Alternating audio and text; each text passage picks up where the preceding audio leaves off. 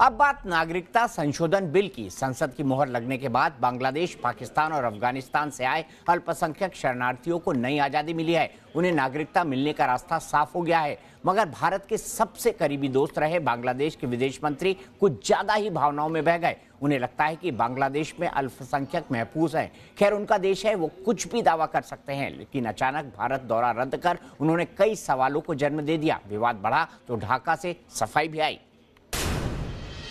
जब तक शेख मुजीबुर रहमान थे सब ठीक चला। जैसे ही शेख मुजीबुर रहमान की सरकार गई, एक अंधे कानून की तरह वहां की धार्मिक लघुमतियों पर अत्याचार हुए। मान्यवर, मैं आपको बताता हूं कि ढेर सारे बांग्लादेशी हिंदुओं को यहां शरण में आना पड़ा। छोटे ग्राम का केवेले धाम में अक्टूबर 1990 में हमला किया, जिसमें 300 घरों को आग लगा दी।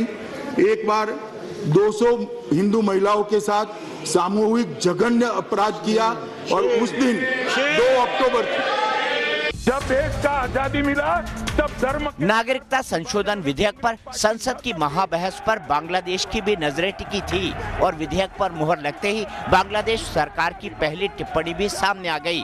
विदेश मंत्री डॉक्टर AK अब्दुल मोमेन के बयान के कई मतलब निकाले जाने लगे।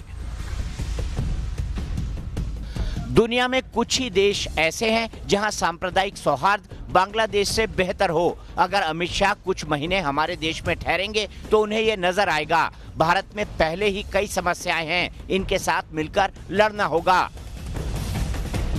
बांग्लादेश भारत को अपना दूसरा घर मानता है, क्योंकि 1971 युद्ध की तारीखें गवाह है कि भारत ने किस तरह पापी पाकिस्तान की बेड़ियों से पूर्वी पाकिस्तान को आजाद कराया था और बांग्लादेश का उदय हुआ था।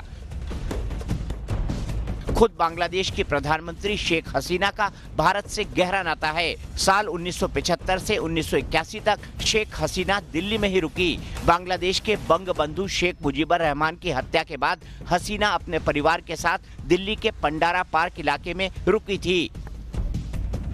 न जाने कितनी कहानियां भारत और बांग्लादेश के बीच सिमटी हैं, मगर अल्पसंख्यकों के पलायन का मसला उठा तो विदेश मंत्री डॉक्टर AK अब्दुल मोमेन को ज्यादा ही चुभ गया। उन्होंने पहले बयान दिया, फिर भारत दौरा भी रद्द कर दिया। उन्होंने 13 दिसंबर को छठे इंडियन ओशियन डायलॉग में शामिल होने के लिए दिल्ली पहुंचना था। कूटनीति की दुनिया में बांग्लादेश के इस कदम को तल्खी के तौर पर देखा जाने लगा। विवाद बढ़ता देख खुद बांग्लादेश के विदेश मंत्री को सफाई भी देनी पड़ी। मुझे बांग्लादेश के विजय दिवस से जुड़े कार्यक्रमों में शामिल होना है, इसलिए दिल्ली दौरा रद्द कर दिया। हमारे राज्य मंत्री मैड्रिड और विदेश सचिव भी नीदरलैंड गए हैं। जहां तक हम भारत बांग्लादेश का संबंध है, हमारे संबंध बहुत ही मजबूत है, प्रगाढ़ है। और जैसा दोनों देशों के नेताओं ने बार बार कहा है कि अभी हमारा रिश्ते का जो सोनाली अध्याय है उसके हम बीच में हैं, रिश्ते बड़े अच्छे हैं, मधुर हैं। मुझे नहीं लगता कि इससे ज़्यादा इस कैंसिलेशन में इससे ज़्यादा कुछ ज़्यादा पढ़ने की ज़रूरत है। भले ही नागरिकता संशोधन बिल में पाकिस्तान और अफगानिस्तान के साथ बांग्लादेश के अल्पसंख्यकों को तरजीह दी गई हो, मगर सरकार ने साफ किया है कि मौजूदा शेख हसीना सरकार अब माहौल ठीक करने में जुटी हुई है।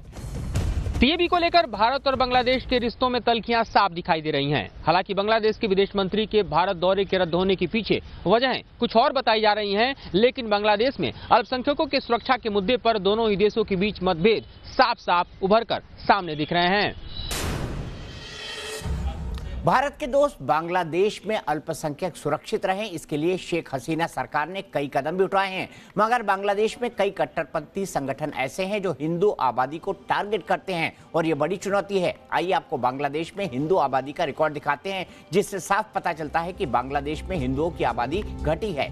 माइनॉरिटी राइट्स ग्रुप इंटरनेशनल की रिपोर्ट में दावा किया गया है कि साल 1971 में जहां हिंदुओं की आबादी 13.5% थी, वो 2011 में घटकर मात्र 8% तक पहुंच गई है।